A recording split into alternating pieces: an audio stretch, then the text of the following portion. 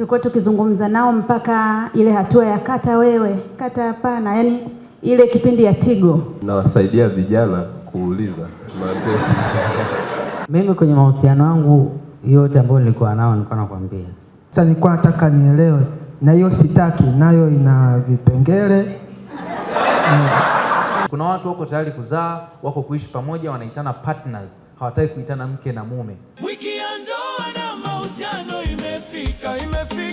Misingi tujenge upendo wa dhati. Wiki ya ndoa na mahusiano imefika. Tujenge misingi, tujenge upendo wa dhati. Ndoa ni baraka, ni agano la milele. Leo tutakuwa na discussion pamoja na panel kwa ajili ya kujadili mambo topics mbalimbali ambazo zimeandaliwa. Dalia hajafika. Wakati wanajiandaa, nataka niwape story kadhaa kuhusu mahusiano. Mimi katika kipindi changu cha kusoma miaka 3 chuo, nimeshuhudia vijana wenzangu wawili wamejirusha gorofani kwa ajili ya mapenzi. Na mmoja wakati nipo mwaka wa kwanza, na mwingine nadhani tulikuwa mwaka wa pili au wa tatu hapa Dar es Salaam. Mahusiano ni hatari sana. Mahusiano wakati mwingine yanaweza kukujia negative. Sasa sitaki, hiyo ilikuwa tu ni story kabla ya habari. Nina mambo kadhaa hapa, walimu nataka wanisaidie, na nitaanza na Baba Masaba. Nataka Baba Masaba, unafahamu mitandao imekuwa ni changamoto sana ya vijana wengi kuingiza katika mahusiano yasiyo rasmi. Na mimi kwa bahati nzuri ninafahamu, mfano ukiingia kwa mtandao fulani unaitwa Facebook, ikwambia who are you, ukisema male, ukijisajili unaletewa marafiki wa kike kibao, na ukisema female unaletewa marafiki wa kiume kibao. Kwa hiyo kuna vichocheo vipo kwenye mitandao ya kijamii vinawafanya vijana waingie kwenye mahusiano wakati mwingine bila kutarajia. Nataka Baba Masaba utuelezee madhara ya matumizi na namna ambavyo tunaweza kutumia kwa uzuri, lakini tuone madhara ya mitandao ya kijamii inavyoweza kutupelekea kuingia kwenye mahusiano yasiyo rasmi. Tumsifu Yesu Kristo. Asante kaka Humphrey, nadhani mimi nitaanzia vile ulivyonipa ile topiki, madhara ya utandawazi. Kabla sijaongelea mitandao ya kijamii, mimi nitaongelea utandawazi kwa ujumla. Utandawazi, tukiongelea utandawazi mara nyingi watu na summarize kama vile ni matumizi ya mitandao ya kijamii, lakini naweza nikasema ni kama kamchakato fulani hivi ka process au ni kitu kinachoendelea kila siku, kinabadilika, ambacho kina aim ya kuleta mchanganyiko fulani wa pamoja, kuleta mataifa, kuunganisha mataifa, watu, tamaduni, uchumi. Na nyenzo kubwa inayotumika kwa sasa ya kwanza kabisa na kubwa zaidi ni teknolojia. Ndio maana wengi tukisikia utandawazi akili yetu inaenda kwenye teknolojia, lakini kumbe utandawazi ni kama vile kusema biliani kuliita mchele. Yaani kwa sababu biliani sehemu kubwa limetengenezwa na mchele, lakini lina vitu vingi sana ndani yake. Na utandawazi it goes beyond kutumia mitandao ya kijamii, the way tunavyoingiliana na kuchanganyikana na watu na tamaduni mbalimbali na uchumi tofauti. Ni kama namna fulani ya standardization ambayo inabadilisha mfumo wa maisha ambayo yalikuwepo hapo kabla, tunaenda kwenye maisha mengine kabisa ambayo ni mapya. Kwa hiyo na sasa hivi kikubwa ambacho tunakipata, tunapitia kwenye teknolojia zaidi. Lakini hii teknolojia pamoja na kwamba utandawazi wenyewe wanasema ni watu kuoana, kuingiliana, kusafiri, sijui kufanyaje, kufanya biashara na nini, vyote hivyo ni same, lakini how are they being done? Vyote hivi vinaanzia kwenye teknolojia. Na sasa tunarudi kuangalia kwamba so far tunaona kwamba tunakuwa na aina mpya au nomo mpya ambayo hatukuwa nayo hapo mwanzoni, na tunaenda nayo vipi.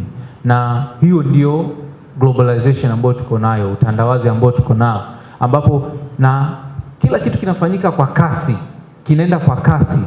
Yaani wakati hujakaa sawa, unakuja kusikia kuna kitu kimeingia AI. Hujakaa sawa, kuna kitu kipya kimeingia. Tumsifu Yesu Kristo. So unaanza kuangalia tangu kipindi cha email, inakuja Facebook, inakuja na mitandao mingine, mpaka leo kuna mitandao mingi ambayo haiwezi kuelezeka. Sasa coming to the faida na hasara, madhara yako pande mbili, yana faida na hasara. Lakini ndio hicho tunachosema cha kwanza kwamba ni a new norm, namna mpya ya maisha ya kuishi ambayo tunaenda nayo na tunayo. Inaweza isifanane kabisa. Cha kwanza, mfano sasa hivi ni ngumu sana kumjaji mtu kwa kumwambia kabila lake au familia au sehemu anapotokea, kwa sababu wote tumeshachanganyikana. Unakuta anakuambia babangu ni Mnyakyusa na Msukuma, mamangu ni Muhaya na Masai. Hamjakutana na watu namna hiyo? Ni sehemu ya mchanganyiko ulioletwa na utandawazi. Sasa coming to the technology na vile ambavyo imekuja na faida zake na hasara zake.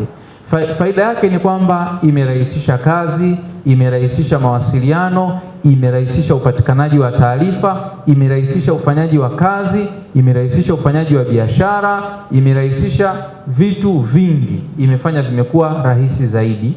Faida zake ziko nyingi. Kuna elimu nyingi sasa hivi ambazo mwanzoni ungelipia ada kubwa, sasa hivi ni kuingia tu online na muda wako wa kusoma na utasoma. Kuna maarifa mengi mazuri sana yanatunzwa huko. Nakumbukaga miaka michache hapo nyuma, sisi watu wa Arusha ukifikaga miezi fulani hivi, Mwalimu Akasege akiwa na mkutano ni kama mji mzima unasimama. Yaani iwe ni Wakatoliki, iwe ni nani wote wengine mnachukuliwa wahudumu huko. Kwa hiyo ilikuwa ukimisi siku moja, kesho yake unaenda kununua ile kanda ya VHS. Sio ngapi alishaye kuitumia ile mikanda ya VHS ili muweze kuangalia ile mahubiri msikilize. Lakini leo I don't have to do that. Yuko Kawe, mimi na simu yangu tu hapa na YouTube, afu kunaendelea na kazi. Chiki. Malipo unafanya kwa M-Pesa. Sadaka unatoa kwa M-Pesa. So kuna faida ambazo zinakuja ni nyingi na ni nzuri sana. Leo kuna watu mahospitali wanafanya operations kwa njia ya mtandao.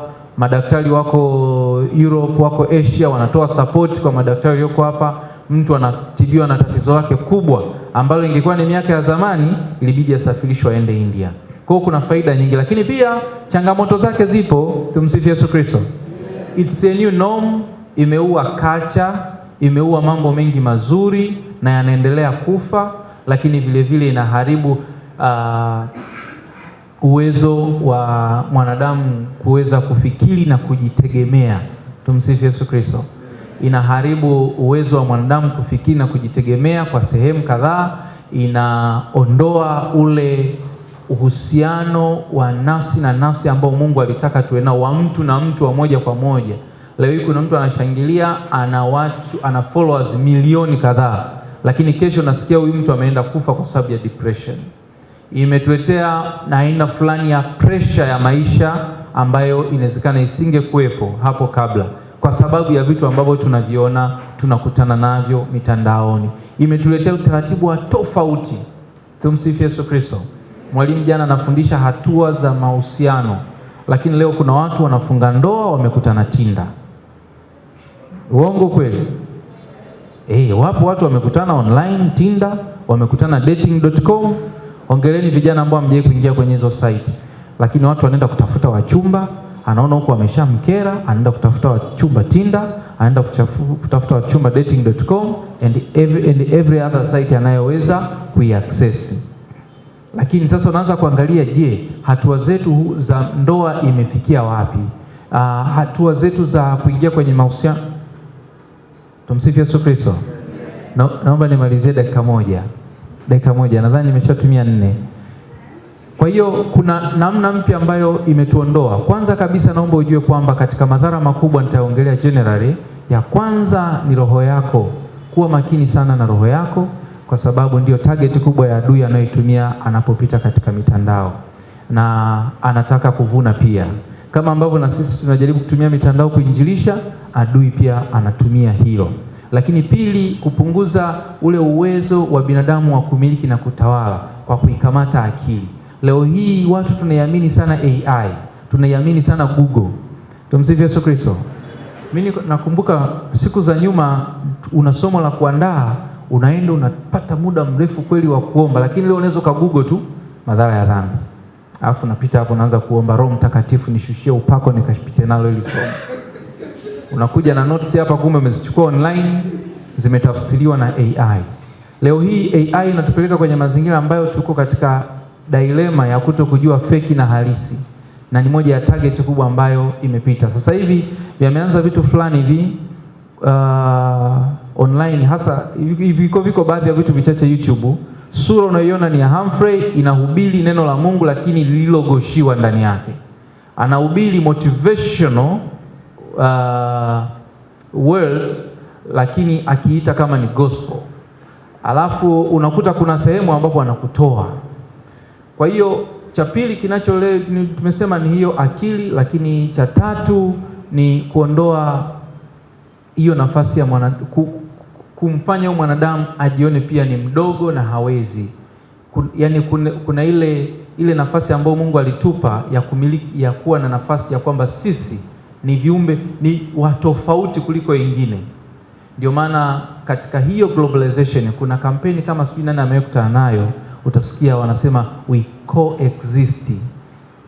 Kuna watu wanapigania haki za wanyama, kuna watu wanapigania haki ya mwanamke, mpaka ambayo imeondoka sasa katika misingi feminism, haki za wanyama, haki za vitu fulani. Matokeo yake vinataka kututoa kwenye nafasi yetu. Nini kifanyike sasa? Ni tukiongea sisi kama Wakristo wa Katoliki na namna yoyote ile ambayo tumeamua kumfuata Kristo. Ya kwanza kabisa, neno la Mungu linasema mjue sana Bwana Mungu wako ili uwe nayo amani. Hakika tuwekeze zaidi kwenye kumjua Mungu na tutembee na Mungu, atatupa majibu mengi na ni msaada wa kwanza katikati ya globalization. Yaani ni kama vile Samuel alivyotupwa katika shimo la simba, lakini simba hawakumla. Sisi katikati ya globalization tunaendelea kusimama na Mungu, tunaendelea kuwa real. Cha pili ni kile ambacho Mithali anasema linda sana moyo wako kuliko vyote ulindavyo. Kihakikisha, kwa sababu tuko kwenye mazingira ambayo you can't escape technology, hauwezi kuikimbia teknolojia, hauwezi kukimbia globalization. Hakikisha weka boundaries, kuwa na mazingira ambayo unajua una feed nini ndani yako, unasikiliza nini, unaona nini, unajifunza nini, unaenda wapi, unahusiana na nani. Ni vitu vya msingi sana ambavyo ili kulinda moyo wako huku ndani usije ukajazwa na depression. Leo tuna watu wana show off kwenye mitandao lakini sio maisha yao. Ukiwafuata unajikuta na depression. Na nilikuwa na msikiliza mwalimu mmoja, nadhani Mauki, alisema siku moja one of the big sources of depression ni mtu kukaa kwenye screen ya simu muda mrefu. Yaani pamoja na sababu zingine zozote unazoweza kusema, sijui nimeachwa, sijui nimefanywa nini, watu wanaokaa kwenye simu muda mrefu unakuta inaua ile nguvu hata ya kufanya kazi. Sijui wangapi washai kujikuta kuna siku umesleep, umekaa kwenye simu kama lisali moja, unakuja kunyanyuka, huna hamu ya kufanya kazi, huna hamu ya kufanya hiki, inabidi utafute labda utoke ukaoka raundi, alafu ndo urudi uanze tena upya. Inakuwa imekuibia muda na energy yako. Kwa hiyo linda sana moyo wako ili vitu vyovyote vile ambavyo vinaweza kuja kutokana na globalization whatever it is visije vikaharibu moyo. Na jingine pia la muhimu sana, kama vijana tumeagizwa kuwa na kiasi. Huyu roho tuliyempokea kati ya tunda la lopa anamalizia na kiasi. Tunayo mitandao ni mizuri sana. Do them for purpose, nzuri kabisa. Utaingia huko, utafanya biashara, utafanya hiki, utafanya kile, but have the limits kwa kile unachokifanya. Na kitu kingine tena, asante Yesu. Kwenye hii kiasi sasa, mfano, mitandao ipo kutusaidia lakini sio kutuondoa kwenye uhalisia. Watu wengi sasa hivi tunasoma Biblia kwa simu, si ndio? Lakini naomba nikwambie, ukiwa uko mazingira ambayo ni rafiki, tumia ile hard copy. Tunasoma vitabu vingi sana kwa simu, lakini kama una nafasi ya kuwa na nafasi nzuri, tumia ile hard copy yenyewe. Kwa sababu kuna namna tofauti sana ya kuelewa na kupokea unapotumia hard copy na unapotumia simu ambayo muda wote inaweza kubadilika, ikapop up WhatsApp, ikakuhamisha, ikakupeleka kwenye matangazo au mtu akacheza nayo. Mimi kuna version moja ya Biblia nilisoma kwenye simu, nikakuta kuna mistari imekuwa omitted. Sijui wangapi wamekutana na hizo Biblia za namna hiyo. Kuna baadhi ya mistari iko omitted. Kwa hiyo ukiwa na ile real version, una toleo lako la Iringa au la Dodoma au la Moshi whatever, lakini au una toleo la Kiingereza lakini ile the real one. Hata kwenye vitu vingine pia asante Yesu, usimreplace Mungu na Google. Una nafasi ya kuandaa kitu, unamhitaji kumshirikisha Roho Mtakatifu akusaidie, omba. Usiwe mvivu, usiruhusu sana mitandao ndio ikufeed ambapo unaweza ukafanya kitu fulani wewe mwenyewe. Usisubirie mchumba ukampate Tinda. Tumsifu Yesu Kristo. Na mwisho sasa, jambo jingine ili hapa, mpe nafasi Roho Mtakatifu. Katika yote yeye atakuguide na atatuongoza. Nimesema hii ni new norm. Tunakutana na watu wa mataifa tofauti. Unatakiwa sasa hivi ujue na Kichina, ujue sina. Kama unataka kukua kibiashara, sasa hivi Wachina wapo mpaka wanauza maduka Kariakoo. Lazima ujue namna gani naongea na Mchina, tunapangaje biashara, ninaagizaje kitu kutoka China au Dubai au Turuki au Marekani ili niweze kukipokea. Ni mitandao, ni vitu ambavyo hauwezi ukavikwepa. Lakini Mungu atusaidie, ongozwa na Roho Mtakatifu. Leo hii huku kwenye simu, huku kwenye jina la mahubiri, tunao mafundisho ambayo ni ya hovyo kabisa, na mengine yamelengwa kutujaza hofu na kutuondoa katika mstari. Tumsifu Yesu Kristo. Asante sana Mwalimu Masaba kwa kushare uzoefu wako. Amani, unaomba utuambie juu ya mashinikizo ya makundi yanavyoweza kushawishi vijana kuingia kwenye mahusiano wasiyoyatarajia au yasiyo mema, na ushawishi wa makundi, jinsi ambavyo unaweza kutumisilidi katika misimamo yetu. Karibu sana Mwalimu Amani. Asante. Taifa la Mungu, tumsifu Yesu Kristo. Nafikiri kabla sijaenda moja kwa moja kwenye topiki yako, na nimshukuru Mungu pia kwa Mwalimu Masaba. Jana tulikuwa tuna discuss kitu, akaniambia point hii ambayo ameongelea hapa sasa hivi, namna yani kwamba kwenye jambo ambalo ni la Mungu unataka kulifanya, you don't need to stress yourself. Unatakiwa tu kufanya ni kumshirikisha Mungu, kumwacha Roho Mtakatifu atafanya mwenyewe. Kwa hiyo nikawa najaribu kuwaza na nikifikiria swali lako ambalo umelisema,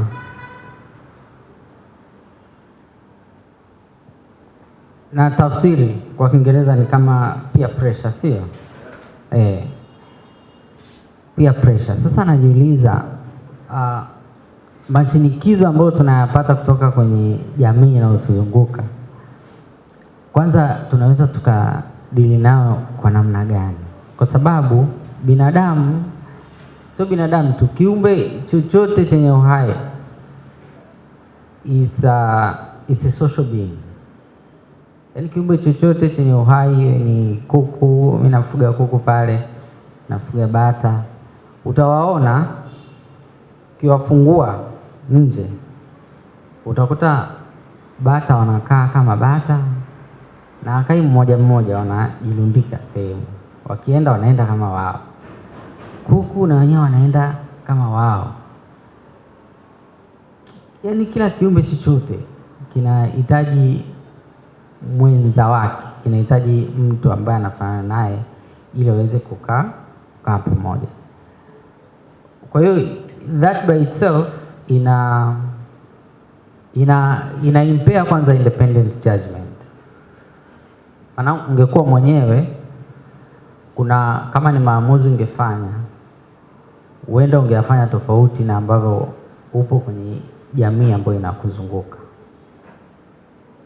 Kwa hivyo nikiangalia peer pressure kama peer pressure, naona issue yake kubwa moja inaweza ika-impair ya independent judgment.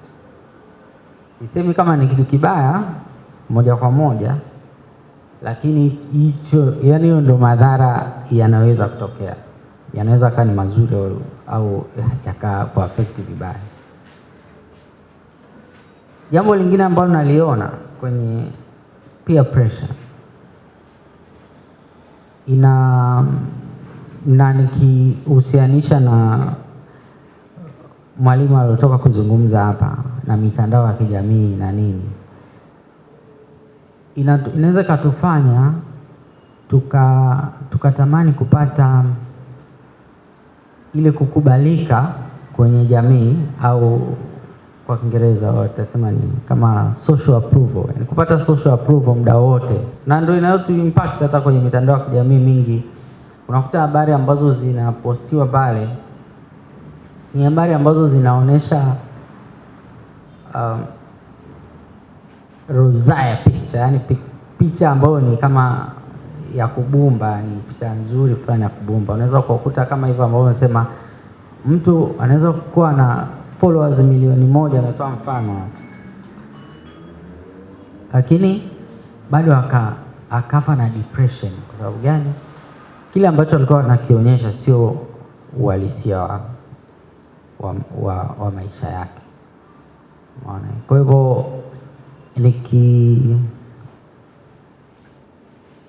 Kwa hivyo vitu vyote hivi pia vinaweza vikatusababisha tukajikuta kwenye kutafuta ile kufiti kwenye society ambayo tulioko nayo, tukaiweza kukuta sasa kama vijana unaingia kwenye mahusiano ambayo sio sahihi.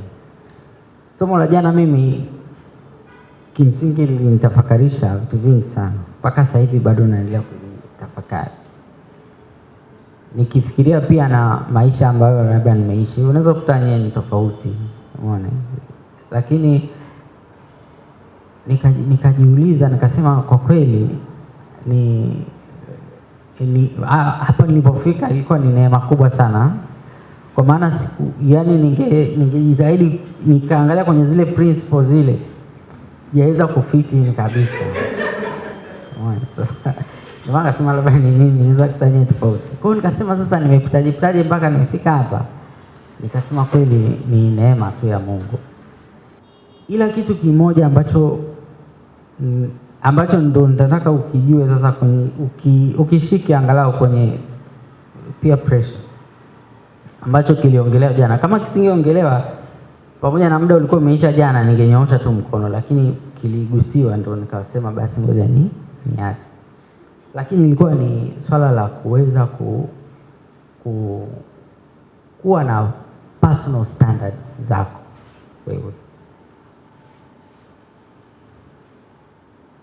Zile standards ukizikuwa nazo ziweze kukuvusha kwenye mazingira yoyote ambayo utakuwa exposed.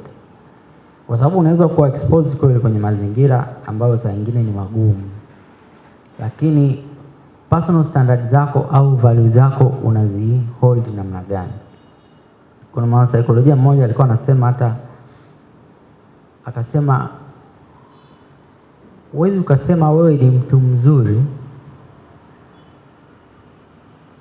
au yani mtu a vicious person. Huwezi ukasema wewe una values kama you are, yani kama mimi nikasema okay, najua kabisa nikipigana na kakapita hapa kwa sababu ni mrefu na manguvu nini, lazima atanipiga.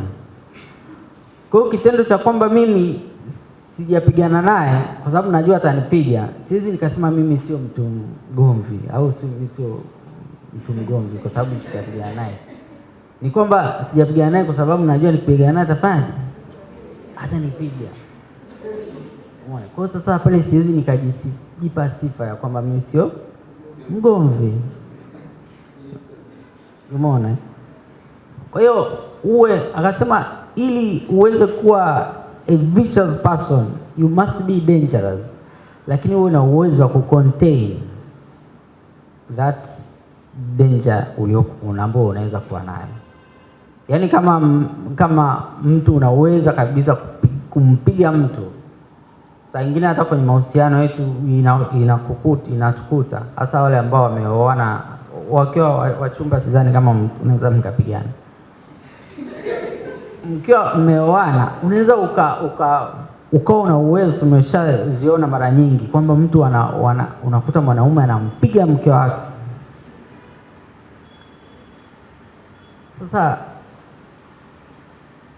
ukiwa na uwezo wa kumpiga alafu ukajizuia usimpige, pale tunaweza tukasema wewe you are a virtuous person or a noble person.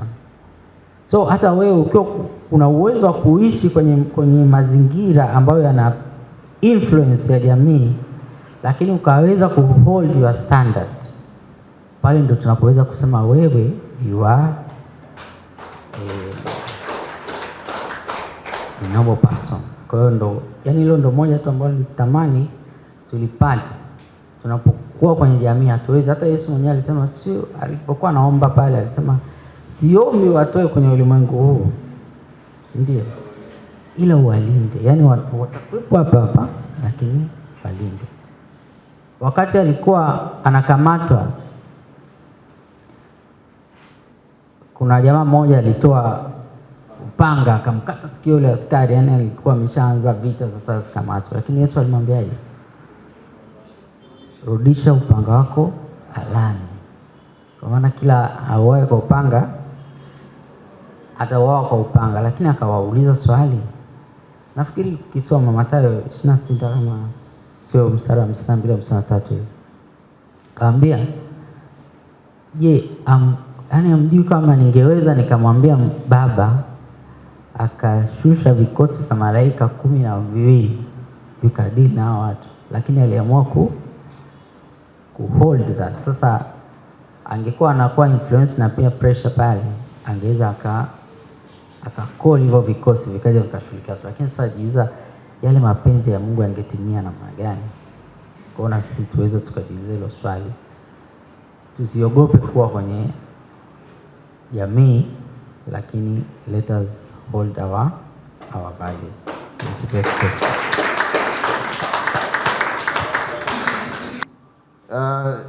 Tunaye mwalimu hapa Atanas Yakobo. Sisi tumeshazoea kumuita apostle na tuna sababu kumuita apostle, tutawaambia baadaye.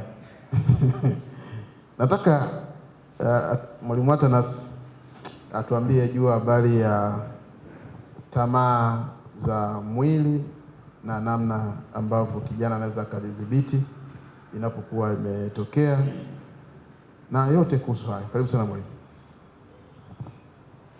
Tumsifu Yesu Kristo. Nimshukuru Mungu kwanza kwa ajili ya watangulizi wangu, panelisti waliopita. Lakini nimshukuru Mungu kwa ajili yako ambaye uko mahali hapa. Basi na pia na huduma yote ya ndoa atakwa kutuchagua sisi. Siamini kama tunaweza zaidi, lakini tunashare tu tunavyoweza. Naamini na nyinyi pengine mna vingi vya kushare. Kuhusiana na tamaa ya kimwili, tamaa ya mwili, nafikiri nimepewa eneo gumu. Nimepewa eneo gumu sana kuelezea ishi ya tamaa ya mwili. Lakini napata moyo kwamba pengine ni eneo rahisi zaidi, kwa sababu hatujasikia skendo nyingi za wana CCCF wakianguka kwenye tamaa za mwili. Okay, ishi ya tamaa ya mwili, kwanza niseme mwanadamu, ishu ya kutamani ni kama ni ishu ngumu sana kukwepeka. By the way, miili yetu katika utimamu wake, katika hali yake ya kuwa active, lazima kuna some electricity inakuwa generated. Kuna kaumeme kutengenezwa katika miili yetu. Ni pati ya mwanadamu. Nikizungumzia katika tamaa, hususan tamaa za mwili ambazo niseme sexual desires, tuna tamaa nyingi ya magari, magorofa, manini. Kwa topiki, kwa muktadha wetu tuzungumzie tamaa zile ambazo ni zile sexual desires, ambapo ni kila mtu aliyetimamu kuna namna hizo hisia tu zitamtembelea. Amina. Hilo sio tatizo. Kutembelewa na hizo hisia sio tatizo. Tatizo ni pale hizo hisia zinazokupelekea kukuondolea utakatifu. Waebrania 12:14 nasema kuna ile bii yake nasema na huo utakatifu utafuteni huo utakatifu ambao bila huo haiwezekani kumfanyaje? Kumpendeza Mungu au kumkaribia Mungu. Kwa hiyo utakatifu, kila tamaa ya mwili itapoinuka ndani yako, ujue kwamba unapambana kati ya mustakabali wako wa utakatifu na kutimiza mapenzi ya Mungu. Vita iliyopo pale ni engo yako ya utakatifu. Kila tamaa ya mwili inapochipuka, ujue kuna kitu kinaenda kupigwa kwenye eneo lako la utakatifu. Kuna kitu kinaenda kupigwa kwenye mustakabali wako wa maisha na vizazi vyako, kila tamaa inapoinuka. Kwa hiyo ni kweli tunahitajika control, speed governor kubwa sana ya kiroho ambayo tuko nayo, lakini pia ya namna nyingine ya kimazoezi, yani sababu mahususi ya kutuondolea kwenye tamaa za mwili. Of course control ya sexual desires ni muhimu sana kwa nayo. Hata ukioa au ukiolewa, sio siku zote zinawezekana kutimiza mahitaji yako ya kimwili. Kuna siku kama wanaume, kuna siku mkeo atakuwa yupo period, kuna kipindi mtakuwa mnalea na sababu zingine mwenzako hayupo kwenye mudi lazima. Kwa hiyo control inatakiwa, sio kwamba tu kabla hujaoa, ni kitu endelevu. Yaani hata wanandoa ukiwauliza hapa, inawezekana kuna mwingine ana wiki hapa, mwingine ana mwezi, yaani ndio hivyo kadhalika. Kwa hiyo usipokuwa na ile kwamba, au usipokuwa na speed governor kwenye maisha yako, utakuwa na mtu wa ajabu na hautaweza kabisa. Sasa kwa sababu ni kitu kizuri kuwa na speed governor, ndio maana tunajifunza, kwa sababu usipokuwa na hiyo you are done. Mambo mengi yani utaanguka tu. Okay, nielezee nimesikia mtumishi Humphrey katika alipokuwa anaelezea namna ya kujikinga na hizo sexual desires, kuna namna amezisema, lakini na mimi naomba tu nikazie, kwa sababu hilo eneo ambalo nimepewa kwa muda mfupi nilionao huu.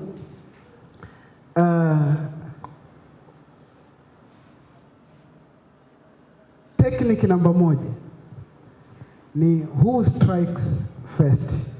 Nani anayeshambulia wa kwanza? Niliandaa sababu nyingi, lakini tu nataka nizungumzie hapa kwa sababu ya muda. Who strikes first? Kati ya Irani na Marekani, anayerusha bomu wa kwanza ni nani? Watu wengi tunaanguka hili eneo kwa sababu hatujui timing ya kupambana na sexual desire. Watu wanapambana, bomu lishafika ndani yako. That is not good timing. Yaani kwa mfano, mimi nina bunduki na ina risasi ndani, nikifyatua na control kabla risasi haijatoka, lakini nikisha release risasi itoke, kinachoendelea kule sina control nacho. Kwa hiyo hata sexual desire, kuna muda ambapo wanasema silaha zinatengenezwa wakati wa amani. Muda ambao hauna sexual desire ndio muda wa kusemesha nafsi, ndio muda wa kuinua mfungo, ndio muda wa kutoa sadaka, ndio muda wa kuifunga nafsi yako. Mungu kama wewe uishivyo, uliofanya moyo wa Farao aidha kuwa mgumu au vyovyote ulivyofanya, ni wakati wangu, nazuia. Unapoamka asubuhi ndio muda wa kusemesha. Zaburi ya 103 nasema, na nafsi yangu muhimidi Bwana na vyote vilimo ndani yangu. Kabla sexual desire hazijamount, ndio muda wa kuzitiisha. Ni ngumu kutiisha. Huwezi ukasoma Biblia wakati wa mazingira hatarishi. Ni ngumu, kwa sababu Biblia ni kitu cha kiroho. Mwili unapoinuka, roho haina nguvu, you can't do anything. Kwa sababu hata neno lina nguvu kutokana na nguvu itendayo kazi ndani yetu. Muda ule kama nguvu iliyo ndani ni nguvu ya tendo, huo muda huo hakuna kitu kingine kinachowezekana. Tumsifu Yesu Kristo. Mwanzo sura ya 4 kuanzia aya ya 6 mpaka ya 8. Kaini alipokuwa dhambi inamuotea malangoni, ndipo Mungu alipokuja kumjia kwamba Bwana, nani Kaini, kwa nini unahuzunika? Je, ukitenda mema hautapata kibali? Mungu anakuja kumsemesha before hajafika kwenye eneo la tukio. Kaini na Abili wanapofika uwandani, Kaini anapomchinja Abili, Mungu hatokelezei. Mungu anatokelezea pale before hujaanza kufanya kitu. Na kama mtu umeshawahi kuzini, ushawahi kufanya usherati, unaweza ukawa shahidi kwamba wakati ukiwa katika tukio lako, Mungu hutamuona hapo. Atakuja na majuto ukishamaliza, ndo anapokuja kukuuliza, Kaini, umefanya nini? Damu ya ndugu yako inanililia. Kwa hiyo usije ukategemea kwamba utamuona Mungu upo kitandani, upo gesti, hapo haji. Anakuja before, wakati unapoanza kuweka appointment ndo mawazo yanakuja. Sasa Zaburi ya 139 inasema, Bwana umelijua wazo langu, umelichunguza toka mbali. Vita ya tamaa za mwili ipiganwe katika level ya mawazo. Wazo likisha mount, kimbia kabisa, yani jua kabisa upo hatarini. Sasa nimesema who strike first, kimbia wewe kabla ya mawazo kuja. Inatakiwa wewe yatangulie. Kitabu cha pili cha Wakorintho 15 inasema kwamba nini? Tuzitiishe hizo fikra na kila elimu ambayo ipo kinyume na elimu ya Mungu, hiyo isifanikiwe. Kwa hiyo lazima kutiisha first. Jamani, kuna namna nyingi, lakini mimi niseme tu, tangulia wewe. Usizisubiri hisia zimekukamata, huo muda unakuwa na wewe sehemu ya hisia, unakuwa sehemu ya tatizo, hautaweza. Lakini ikitokea sasa imeshakuja, Humphrey ameshasema baadhi ya solution ni kujiweka busy kufanya nini? Nyoosha, chukua nguo, hata begi zima nyoosha. Hivyo vijana mnaokaa peke yenu, masturbation na vitu gani, hisia zimekuja, toka, kimbia, nenda katembee barabarani kama chizi. Katembee huko, kanunue soda huko wapi, kenda hata kibanda ubiza kwa siku hiyo, kaangalie mpira huko kibanda kwa siku hiyo, kafanye, yani kimbia, usikaribiane na hayo mazingira. Kimbia kabisa, toka nduki, no muda wa kunegotiate. Yani hapo fanya chochote, hata piga kelele, majirani watakuja, watasema jamani kuna mtu ananikaba. Wakisha toka basi. Tumsifu Yesu Kristo.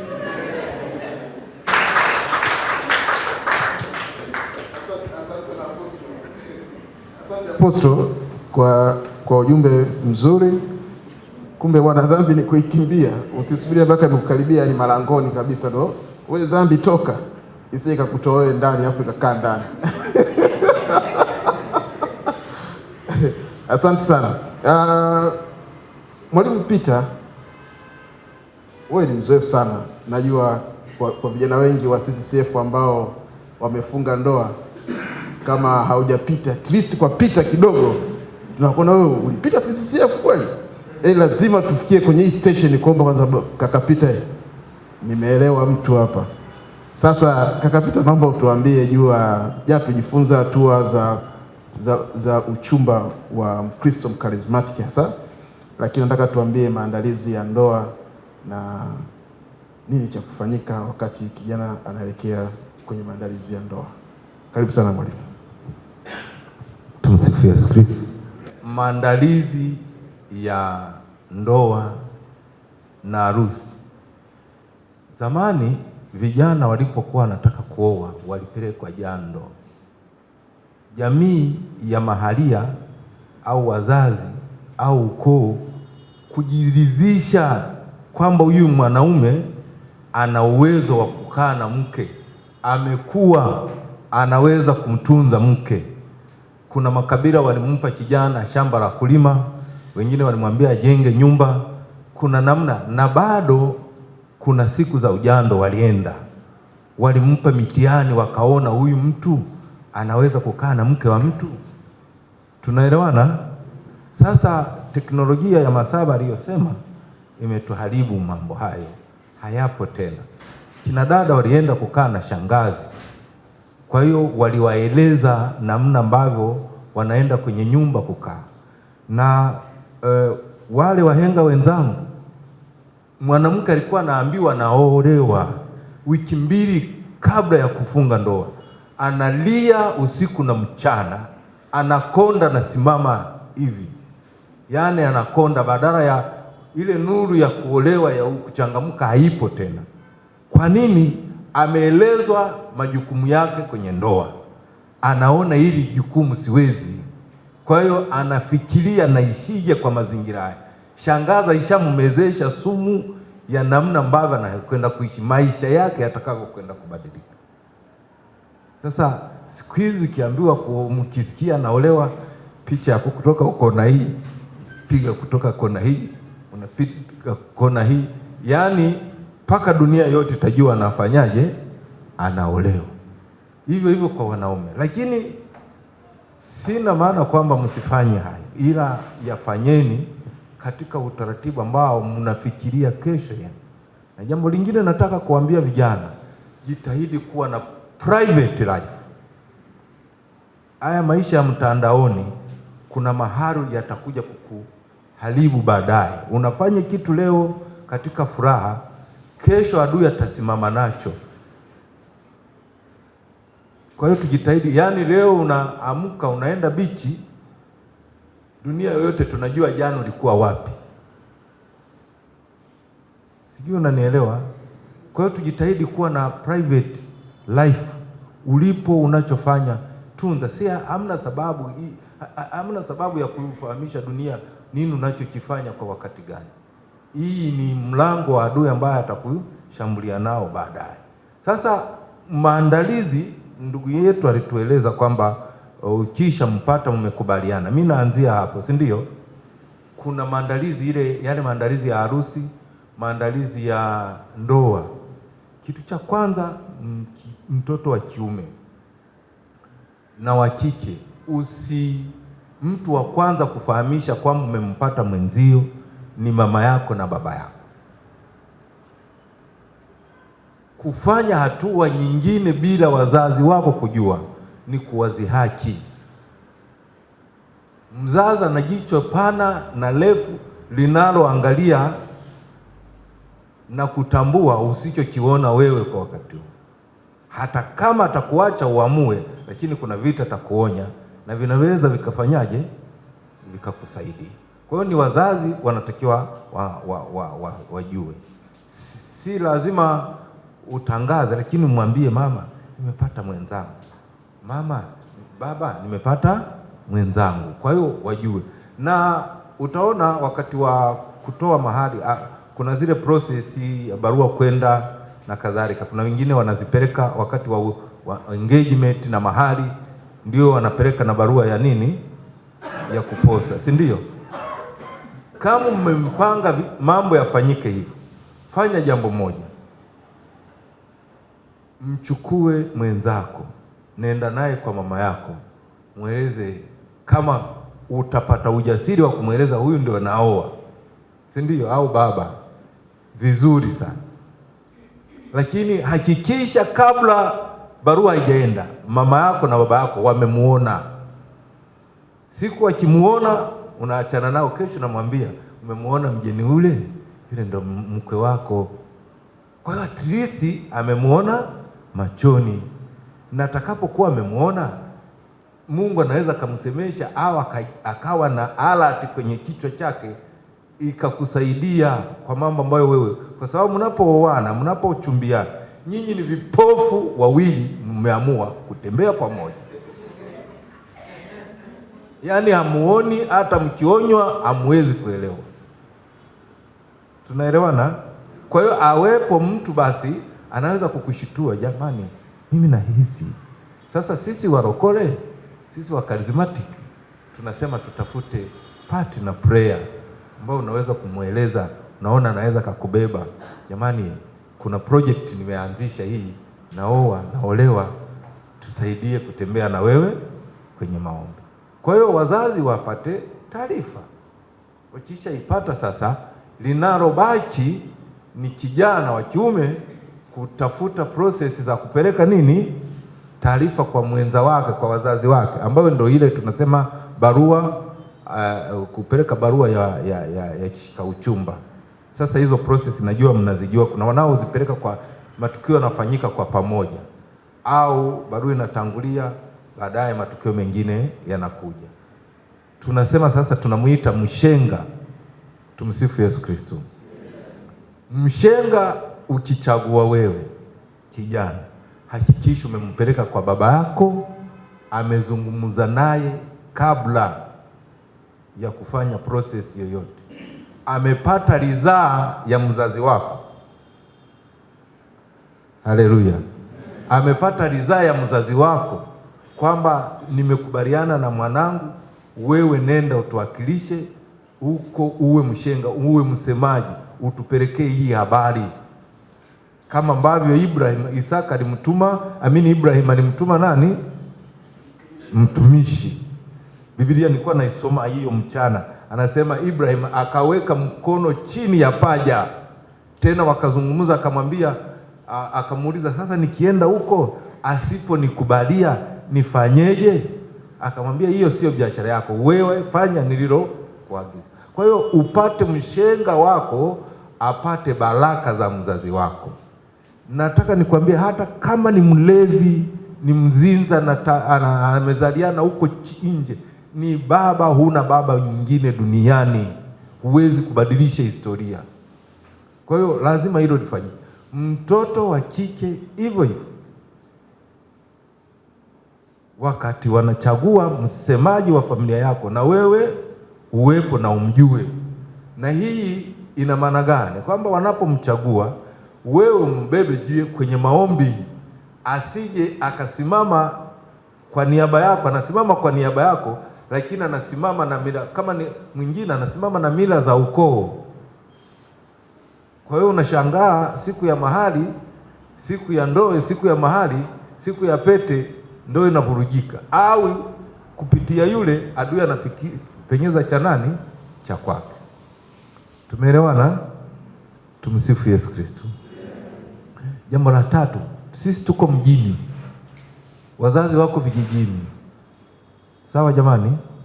Msiingie kwenye mchakato, kila mtu hajaenda nyumbani kwa mwenzake. Kule ulikooa wewe, sawa, ni kwenu, si ndio?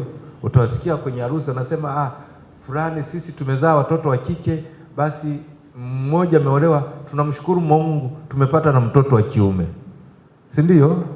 Kwa hiyo ni kwenu. Hakikisha mume naye kuoa, mwanaume naye kuoa, ameenda nyumbani, amekanyaga. Na mwanaume usikubali kuanzisha mchakato wa maandalizi ya ndoa hujaenda nyumbani kwenye kijiji cha mko naye muoa.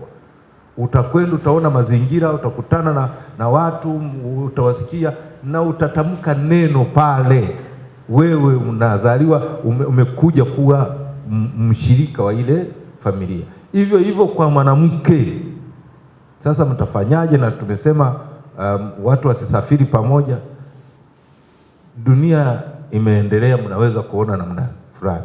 Zamani mwanamke alikuwa akienda kwa mwanaume naye tarajia kumwoa, anamchukua mwanamke mwenzie, wanasafiri naye, wanatembea, wanaenda, wanaona. Sasa zamani walikuwa tunaoa, wanaoa kijiji na hiki. Kwa hiyo wazazi wao wanafanyaje? Wanafahamiana. Unaelewa? Inawezekana umeenda kule kijijini, unakuta kuna kijiji chote wanazaa mataira. Unafikiri mke wako yeye atapona? Yeye amechomoka. Basi na kama amechomoka, basi na umempenda sana na unaona atachomoka, unaanzisha kama ajenda ya maombi kwamba kijijini kwao wanazaa mataira, kwangu hatazaliwa nini? Lakini ni kwa sababu uliona. Tuko pamoja? Sasa ndugu yangu ananihesabia dakika na zimeisha. Sasa nije kwenye jambo la mwisho. Kuchagua wasimamizi ni jukumu la nyinyi wawili. Hasa ni jukumu la mwanaume. Ni jukumu la nani? La mwanaume kuchagua nani? Wasimamizi. Lakini akisha wachagua, anamfahamisha na mwenzie, ni kama anapendekeza, wanajadili, wakikubaliana sawa. Sasa wanawake mara nyingi wanaangalia wanaoendana sura, kimo, nini, vitu very minor ambavyo havina maana. Lakini chagueni wasimamizi ambao watakuwa walezi wa ndoa. Na kazi ya wasimamizi, wawaite mkae nao kabla ya mchakato kuendelea mbele, wakae na nyinyi, wawape hiti kaza wa kaza za mchakato mzima unavyoendelea. Waombe na, maana hawa ni wazazi wenu, ndio wanasimama kwa niaba ya kanisa kwamba sisi hawa tutawalea, tutawaongoza kama mtu anavyosimamia ubatizo kwa mtoto. Kwa hiyo sio vizuri kabisa kuchagua msimamizi wiki 2, wiki 3 kabla ya nini, ya harusi. Mnamnyima nafasi ya kujiandaa. Lakini la mwisho kabisa, kwa sababu ya muda, kuna kamati zinazoshughulikia maandalizi ya ndoa, kamati zile za ndoa. Kuna watu ambao tunawatarajia watatusaidia. Siku hizi vijana tunapiga tu simu, Bwana Humphrey, naomba uwe mwenyekiti wa ndoa yangu. Hili ni jambo kubwa, kiheshima mfuate kwa mguu, mweleze, mwambie bwana, nina 1, 2, 3, naomba unisaidie kwenye jukumu hili. Hiyo inaonyesha heshima kwamba umemrespect na yeye atafanya kazi hiyo kwa kufanyaje, kwa kukuheshimu. Na wakati mwingine kwenye simu mtu anaweza akakwambia bwana, mimi sina muda, lakini unapokuwa umemfensi namna hii, anaona binadamu tuna uso wa haya, si ndio? Anaweza asikukatalie.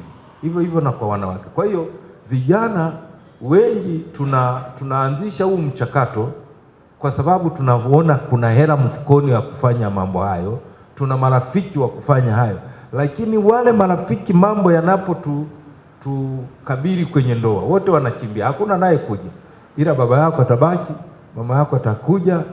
Kuna mambo mtamshirikisha, atashirikishwa mshenga. Kama ulichagua vibaya mshenga itakula kwako. Kama ulichagua wazazi wasimamizi vibaya, imekula kwako. Kuna mwingine wasimamizi atakwambia hayo ya kwako, nyinyi endeleeni. Hawana kuja anasaidi na mwanandoa mmoja. Hawana ile hali ya kuweza kuwalea kama wanandoa. Kwa hiyo niombe vijana, tunapokuwa tuko tayari kufanya haya mambo, tukae na jamii, ndiyo itakayotusaidia kukamilisha huyu mchakato wa nini, wa ndoa. Tutawahitaji watu, na mimi nimegundua vijana wengi hatujishughulishi na mambo ya society. Ni muhimu sana, kisha olewa, umekuwa mtu mzima, utakishirikishwa kwenye mambo mengi sana. Ni vizuri tushiriki kwenye mambo ya society, mambo ambayo hasa kwa wenzetu wanapooa na kuolewa, tushiriki vikao vyao, tunajifunza nini wanafanya, si ndio? Tunajifunza nini wanafanya. Unakuta mwingine ameanzisha mchakato, hajui mchakato wa kanisani ukoje, hajui mchakato wa mahali ukoje, hajui harusi na kaje, hajui. Nyinyi mnakuja kuambiwa kwenye kamati, yeye aishafanya chukua kumbi, aishafanya kila kitu, alafu anakuja kuambia naomba mji mnisaidie kutekeleza hili nilishakwambia. Sasa kama ulikuwa unaliwaza au uliweza, unatuambia ya nini? Kamati ya harusi inakaa pamoja na wewe kupanga mambo. Tuko pamoja kupanga mambo. Kwa hiyo tuingie huku tuone mambo yanavyofanyika. Kama kuna kosa lilifanyika kwa harusi hii, kwa kutarekebisha. Lakini utalirekebishaje kama hujaliona? Tumsifu Yesu Kristo. Na hiyo ndio inayoonyesha umekuwa. Mungu awabariki sana. Asante sana panelisti kwa topics na discussion nzuri ambayo umetuanzishia mada. Hizi ni kwa ajili yetu sisi vijana, na huu ni wakati wetu sasa kujaribu kuuliza maswali, na kama una mchango wa kuchangia, unataka kubadilishana uzoefu, wewe ilikuwaje? Na kwa topic 3, 4, ya kwanza ilikuwa ni madhara ya utandawazi, ya pili ilikuwa ni shinikizo la makundi, ambao utandawazi aliongoza kaka Masaba, na shinikizo la makundi ilikuwa kaka Amani, pamoja na tamaa za mwili kaka Atanas, pamoja na maandalizi ya ndoa kaka Peter Batege. Nataka nisikie kutoka kwa vijana na maoni gani juu ya mambo haya. Tuchunge hatu, uhusiano bora wanza na hofu ya Mungu. Singi imara, heshima na busara. Tujifunze leo, tujenge kesho yenye nuru. Tujifunze leo, tujenge kesho yenye nuru. Tumsifu Yesu Kristo. Mimi naomba kurudi kwenye somo la mwalimu la jana. Msi entertain mawasiliano yale ya muda mrefu. Na uchunguzi wangu na sijui utafiti kama ule wakakapita ambao sio rasmi unasema wale ambao tulikuwa tukizungumza nao, wazee wenzangu wanaweza kushuhudia,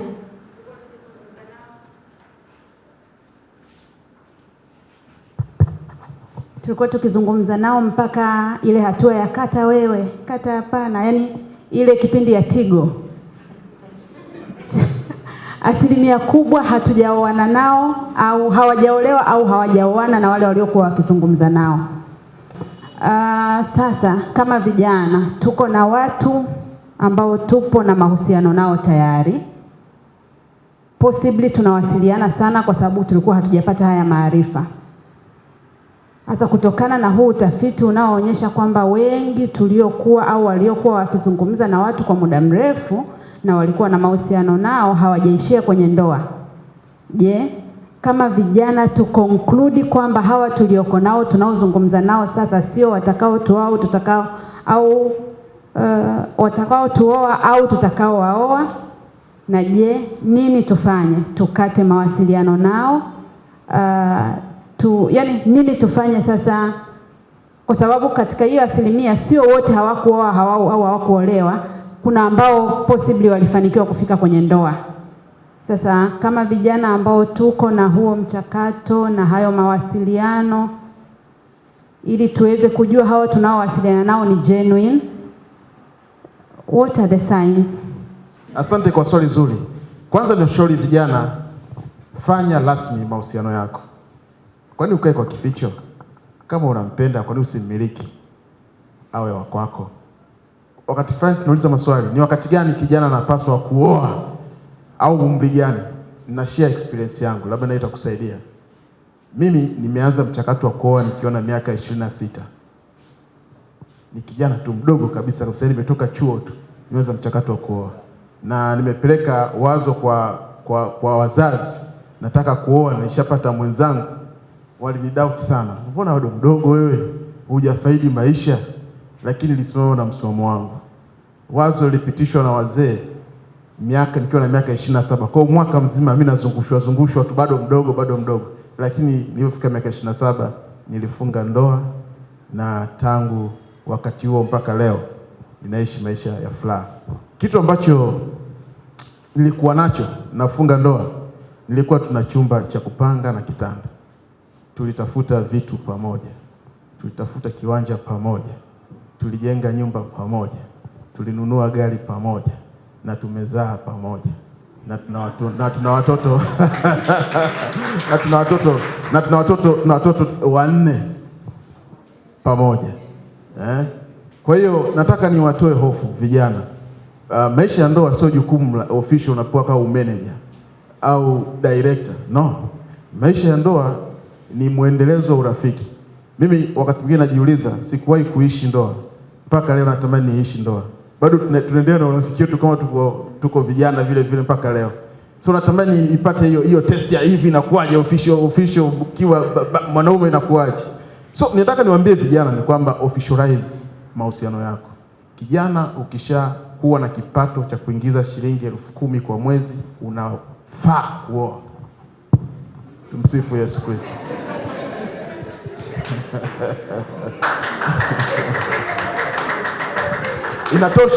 Inatosha kabisa. Inatosha. Zamani ulikuwa unapewa mwanamke kutoka kijijini, unakaa naye, unamhudumia kila kitu. Wanawake wenyewe siku hizi wenyewe wana akili kupitiliza na wenyewe pia. Wao wenyewe wameshajipata kabla ya kuwapata. Kwa hiyo sio kwamba unaenda kubeba mzigo, hapana. Mnaenda kusaidiana. Tumsifu Yesu Kristo. Kwa wale ambao tunawasiliana, usije ukasema no, nakata mawasiliano kwa sababu tumeambiwa no. Mimi nakushauri upgrade mahusiano yako. Nenda kwenye uchumba na ndoa. Unajua mwalimu, na ile swali limevutia kugusa sehemu fulani ambayo sijui kama tutaigusia, lakini ni jambo la muhimu. Kwanza kabisa kwenye mazungumzo yoyote, of course you can have the limits kwamba tunaongea mpaka wapi na sababu ni nini. Mimi nakumbukaga mke wangu aliniambia kipindi hicho mwanzoni. Sisemi kwamba tu tunaongea kila saa muda wote, lakini tu mawasiliano yawepo. Tumsifu Yesu Kristo. Lakini pia naomba niseme kitu kimoja. Ukiona mahusiano hayana mwelekeo au yamekuwa toxic kwako, hamjaingia kwenye kifungo cha ndoa, hamna kifungo cha ndoa, you better drop it. Kwa hiyo wakati mwingine yale mazungumzo au marefu nayo yasema yalitusaidia kujua hapa nimeenda chaka. Tumsifu Yesu Kristo. Kuna namna unaona kabisa mimi naongea hivi mwenzangu anaongea hivi. Mimi naongea hivi mwenzangu anaongea hivi. Unajua tu huyu yuko aliko hamna. Hapa hamna mtu hapa. Vijana. Yes. Audax. Yesu Kristo. Nawasaidia vijana kuuliza maandesi. Maana mimi umri wangu kidogo umeshani. Nilikuwa na swali moja sofa toka jana nilikuwa nasikia kuhusu habari ya standard. Nafikiri kwamba set standard zako, yani huwe na standard zako. Nafikiri mimi nahisi hiyo ni sababu pia ya watu wengi hasa wadada kuchelewa kuingia kwenye ndoa. Nafikiri inapasa pia mnapoelekeza swala la standard muambie to what extent, kwa sababu kuna siku niliona kibonzo, nafikiri silikuwa na social media sikumbuki. Wadada wengi huwa wanataka mwanaume labda awe ana hofu ya Mungu, awe ana muda na yeye, awe ana pesa, sijui awe anajali familia. Sasa kuna mtu akakomenti chini, yani wewe mtu awe ana muda na wewe, ashinde sio nini, akusikilize, awe ana hela. Yani kuna standard nyingi. Sasa yani zile standard iwe ni mpaka kwenye ukomo wa kiasi gani? Kwa sababu nimeona tuna emphasize sana standard. Sasa kuna watu wataenda kuongeza standard zingine. Yaani inawezekana wanazo 8 wakaenda wakadabo. Sasa je, amuoni mtaendelea kuchelewesha hawa wadogo zangu ambao nawasemea katika kuingia katika hilo swala la ndoa? Tumsifu Yesu Kristo. Kuna standards, kuna values na kuna vigezo. Vigezo nafikiri ndo standard Lakini kubwa ambalo nilikuwa natamani vijana tulifahamu ni values. Sio vigezo. Kwamba mimi nataka mtu mwenye 1, mwenye 2, mwenye 3. Hivyo ni vigezo ambapo mtu anaweza kaviweka. Sijui kama kuna kipimo cha mtu kuweka vigezo. Ambacho kwa natamani tukielewe ni values zako. Yaani wewe kama nitoe mfano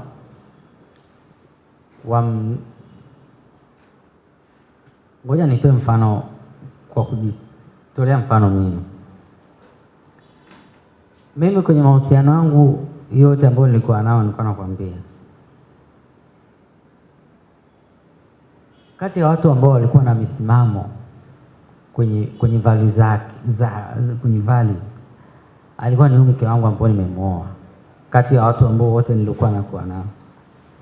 Na kile kitu ndo ambacho kilinifanya kwamba nikaona huyu bado yuko kwenye mstari. Kama mwanamke labda ni mrahisi sana kufall kwenye kukubali kufanya tendo la ndoa. Mwanamume ambaye hajakuoa, yani the moment umemaliza kufanya ile tendo la ndoa, kabla mjaoana, kuna standard ambazo anakushusha, yani kuna vigezo, yani kuna namna ambavyo anakuona tayari. Akiwa na wewe akawa na mahusiano na mtu mwingine, alafu yule mtu mwingine akawa anamkazia, concentration kubwa itahamia kwa yule ambaye bado amekaza. Utaanza kuona wewe kama anaanza kuignore.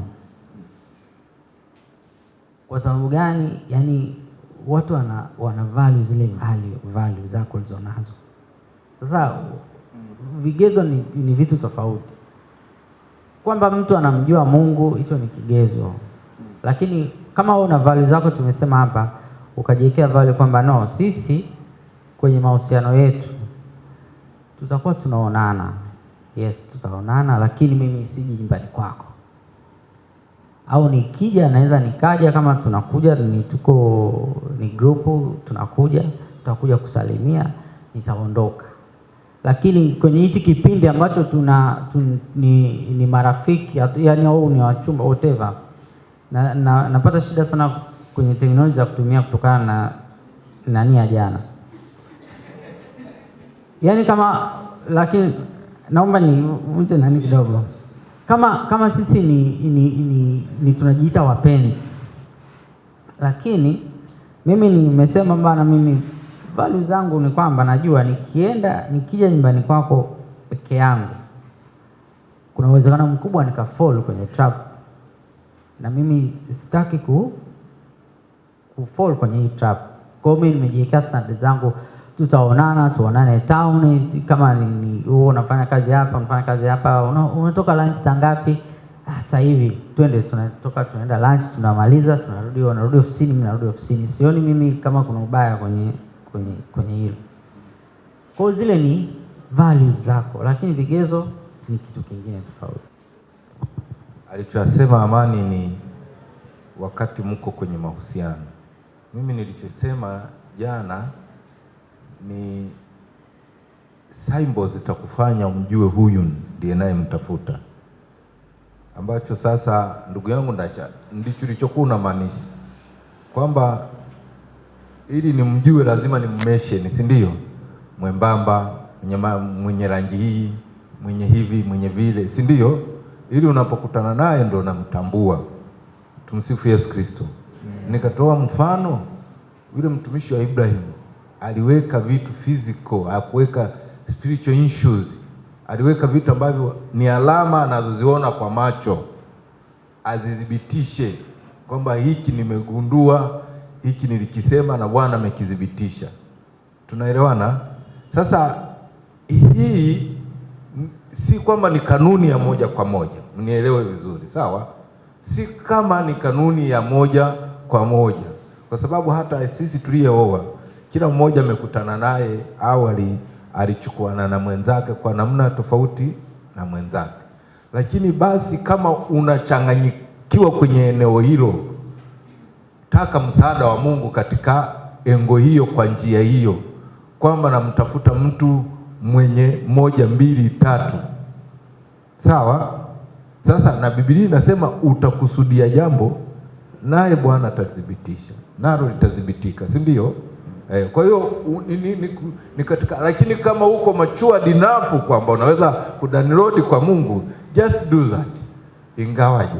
Ingawaje mimi huaga sishauri watu wafanye trial katika hali ya kuonyeshwa. Swala la kuonyeshwa guys, kwamba Mungu amenionyesha ni wewe. Na mwanaume ukitaka mke umempenda, nenda mwambie nimekupenda, unafaa kuwa mke wangu. Sio uende uzunguke useme Bwana ameniambia, Bwana amenionyesha. Usimsingizie Mungu. Kama Mungu amekuonyesha huyo ndio mke wake, basi uje utuambie amekuonyesha lipi lingine linalohusu madhabahu hii hapa. Wewe anakuonyesha sura tu ya mke wako, hakuonyeshe mambo yanayohusu dunia. Sijui mnanielewa? Basi umewahi kuona na lingine, basi wewe umeona tu la mke wako au la mumeo. Kwa hiyo mimi nilivyosema nilikuwa na maanisha hiyo. Kama unaona unachanganyikiwa eneo hili kwamba ni yupi hasa, basi weka vigezo. Katika 10 utakavyoviweka, vikifika 5, 6, basi jue ndo huyu. Unaweza kuvitolerate vingine. Tumsifu Yesu Kristo. Tuko pamoja? Asante sana. Bila kufuta aliyoyasema ndugu yangu Amani pale. Asante sana. Asante Mwalimu Peter. Hata nasi. Tumsifu Yesu Kristo. Jamani, muda umeenda sana, lakini labda kwa dakika 1 au 2 na mimi ni contribute kwenye issue ya vigezo, udhihirisho, uthibitisho. Nafikiri kitu chochote kilicho penye upendo huwa masharti ni magumu kuyatekeleza. Hata Mungu kwa kutupenda sisi aliona kwenye Agano la Kale zile amri hatuzitekelezi, akaleta Agano Jipya ambalo sheria kubwa ni kumpenda yeye na kumpenda jirani. Kwa hiyo masuala ya upendo pia tuwe makini kuweka sana mipaka kwamba kwenye birthday siendi, sijui nini. Yaani kuna namna Roho Mtakatifu wa kuongoza sana hizi issue za kusema kwamba kuna muda mwingine mtu inawezekana kitu hicho ni amekosea, wako na kwamba kwa sababu amefanya hivyo basi hastahili kuwa mchumba, lakini kumbe ni makosa ya kibinadamu, kama anavyokosea typing, kama anavyokosea akajikwaa barabarani, ni makosa mengine kabisa ya kibinadamu wako, na kwa sababu hapa basi amevuka mstari, ni anaendelea kuwa binadamu. Hata kama ni mpenzi wako, mchumba wako, nini, anaendelea kuwa binadamu. Kwa hiyo kuna makosa mengine, sio kwamba anakosa vigezo au na nini. Hata akikuomba hilo tendo sometimes, sio kwamba hapo tu ndo moja kwa moja weka mpaka. Jaribu kutumia namna ya kumavoid, kumuinjilisha, kufanyaje, labda kama akisema yeye kwamba ndo hicho kisipowezekana ndio basi. Lakini kuna watu wengine inawezekana anakosea tu na mudi alizonazo, ambao pia anarekebishika. Kwa hiyo tukifanya hayo mahusiano kuwa too much muscular, hakuna ndoa hapa tutashuhudia. Na waambieni, hata sisi wenyewe, hata kama usipovuka mpaka huo, kuna mipaka mingi tu tumevuka wakati wa kuchumbiana. Mimi nilikuwa namsindikiza mke wangu kutoka chuoni pale, kila Alhamisi kipindi chao kilikuwa cha usiku. Nafika hapa namsindikiza mpaka kwao kule nani wapi kule Buza. Kwa sababu usiku binti anafikaje kule na mimi nishajitambulisha kama mchumba. Nilikuwa napanda gari na mweka nyumbani kwao hapa, mimi narudi. Sasa tukianza kusema ukweli, kuna jamani, tuwe realistic. Haya ni maisha tunaishi. Tuwe wa kweli. Tuwe wa kweli. Hizo standards zingine hizo tuziweke, lakini tukubaliane na ukweli wa maisha tunayoishi. Kuna value kama alivyosema Amani, kweli sawa, hilo tendo hamtafanya, lakini kuna vitu vingine. Sasa wewe mtu mwanaume kama sanamu. Yaani mtu umekuwa kwa sababu ndio unampenda Yesu. Sasa jamani, kuwa romantic sio tatizo. Hata mtu birthday yake, yani hata usifanye chochote. Tuachane hayo mambo. Achaneni hayo mambo. Hayo exist, hayapo. Na by the way, chemistry msipoipata wakati wa uchumba, mkienda kuitafutia wakati wa uchumba, wakati wa ndoa, ni kazi ngumu. Yaani kama mkupata chemistry wakati wa uchumba, ukasema ukaitafutia ndoani, yani pia ni kazi ngumu. Kwa hiyo kuwasiliana, of course, text ambazo ni sex leading, hizo mnaweza mkaignore. Lakini kwamba tu kutengeneza chemistry hiyo ya namna ya kuchat, yani namna ya rahisi tu ya juu, sio tatizo. Mimi binafsi kwa upande wangu, kama nimekosea, Mungu anisamehe, niko mbele ya madhabahu.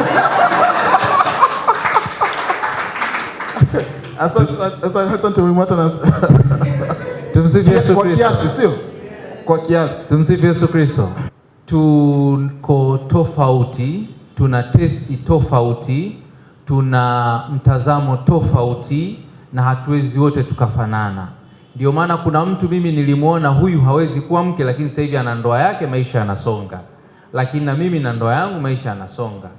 Kwa hiyo tunaposema standards, tunaongelea ile karakta ya mtu ambao unaweza ukasema kwamba mimi naona karakta hii iko katika viwango ambavyo mimi naona tunaenda sawa pamoja.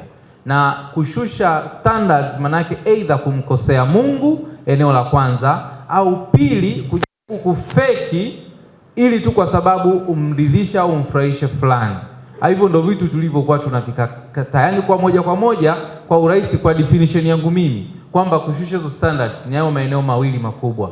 Moja, unamkosea Mungu ili kwamba niendelee kubaki na fulani, either kwa dhambi au kwa namna yoyote, au kuanza kufeki maisha ili tu kwamba niweze kumpata fulani. Tumsifu Yesu Kristo. Kwa hiyo wewe kama ndugu yangu, kuna maisha unayo na ni style yako ya maisha ambayo ni approved to yourself, yani bora uendelee nayo, alafu na mtu aweze kukubali hivyo ulivyo. Tumsifu Kristo. Nilikuwa tunataka tu kuuliza swali. Mzee Peter pale jana alisema kwamba kwenye zile hatua za kuelekea kwenye ndoa, kwenye ile ndio bosi hapo uliongelea ndio, na nasubiri sijui kukufikiria na ile sitaki. Mzee Peter pale jana akaongelea kwamba kwenye ile ndio nao pia na mambo matatu, kwamba kuna ndio ya kimwili, ndio ya kinafsi na ndio ya shetani. Ile ya kufikiria tulishaiongelea jana tukapata majibu pale, nimeelewa. Sasa nilikuwa nataka nielewe na hiyo sitaki nayo ina vipengele. Nataka tu nijue, maana nimeuliza kwa sababu hiyo sitaki nafanya sana. Sasa nataka tu nijue kama nayo pia na vipengele vya kimwili na kinafsi na kishetani, nisiweke tu pale ili nijue nina tatizo gani, au kama kuna na vitu vingine basi nishughulikie. Kila mtu ana haki ya kupenda na kupendwa, sawa? Kila mtu ana haki ya kupenda na kupendwa, lakini pia lazima tuelewe, kama na kidonda mguuni ambacho kiko wazi, hicho kidonda sipotua nzi, ujue mguu utakatwa sumu. Yaani hicho kimeisha enda beyond, hakiwezi kupona kabisa. Kwa hiyo mwanamke kutongozwa ni ishara kwamba wewe unafaa. Yaani kama ni bidhaa iko sokoni, samahani kutumia ile lugha, kama ni bidhaa iko sokoni na wateja, tuko pamoja. Kwa hiyo kuna wengine wanasema tunasumbuliwa na wanaume.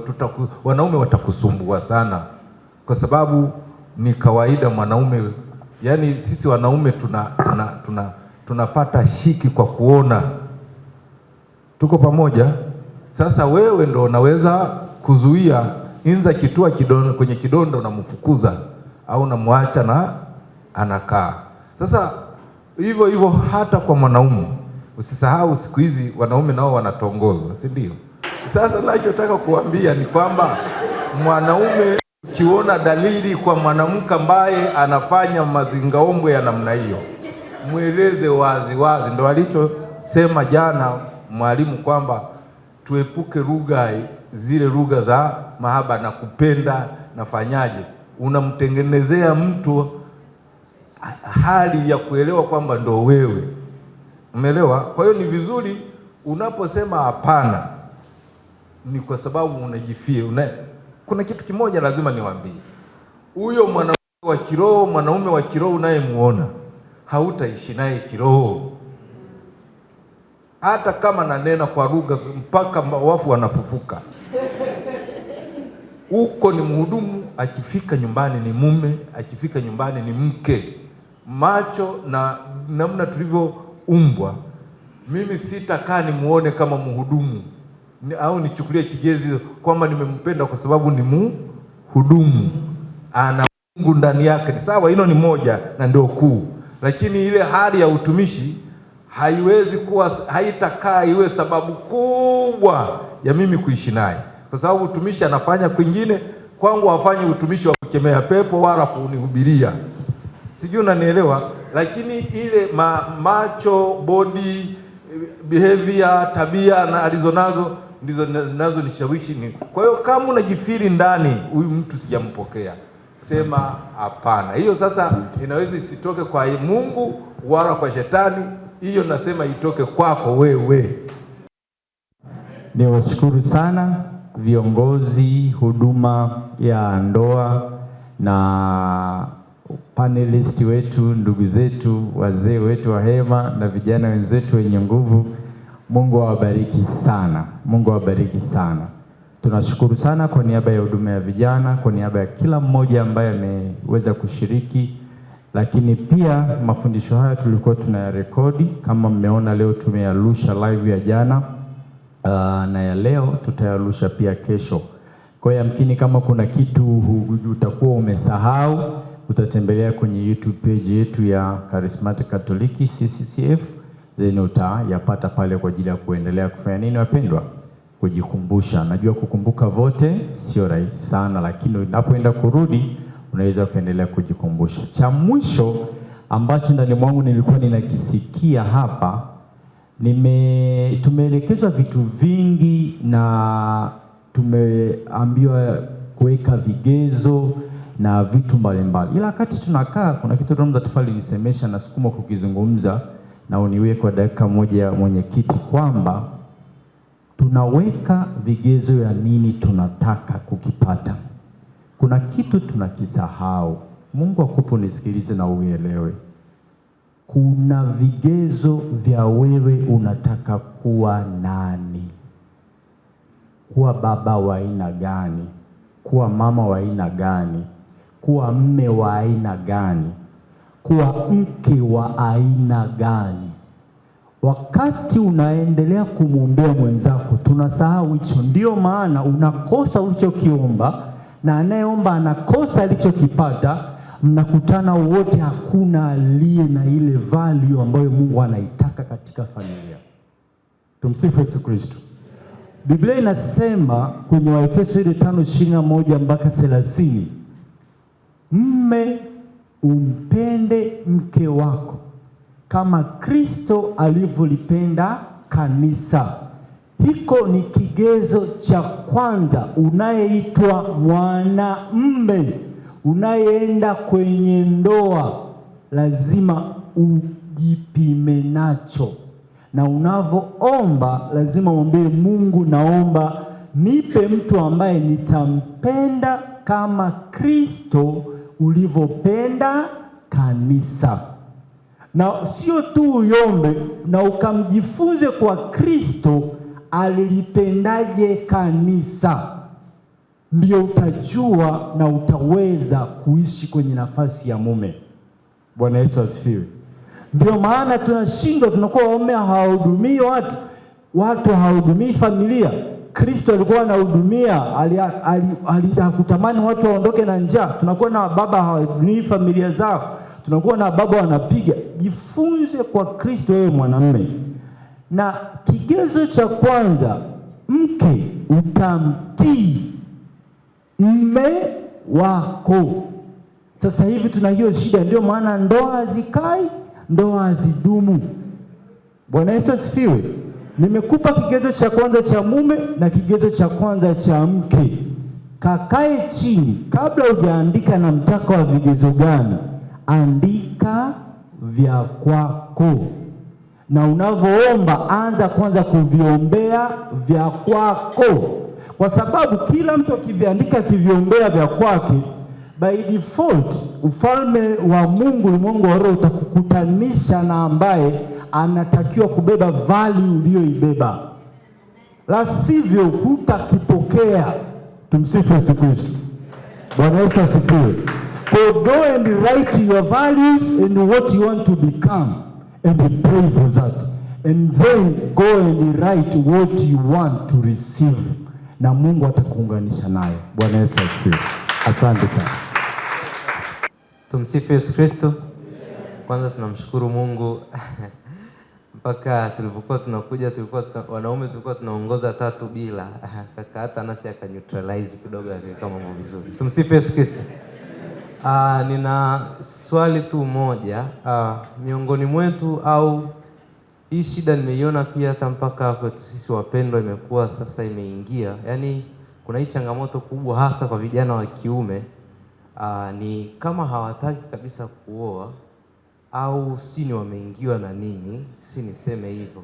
Nyie mnafikiri kwa mtazamo wenu ni kitu gani ambacho kinapelekea hicho kitu kinakuwa kama hivyo, na ni kitu gani ambacho mnaweza mkakisema kwa vijana ili kutusaidia kuondokana na hofu kama hizo? Kamfrey aligusia kidogo, lakini kama kuna vitu zaidi ambavyo mnaweza kutupa hasa vijana wa kiume kuondokana na hilo umbwe, mnaweza mkatusaidia. Lakini pili, kuna ambao kutokana labda na experience ambazo wamekuwa nazo za kupita katika mahusiano tofauti, au amewekwa kwenye mahusiano hapo akaumizwa kiasi kwamba yani hatamani kabisa tena kuingia kwenye, yani akisikia kuhusu kitu cha mahusiano hataki kabisa kusikia, kuhusu kitu cha ndoa hataki kabisa kusikia, yani ni anaona kabisa ni kama threat.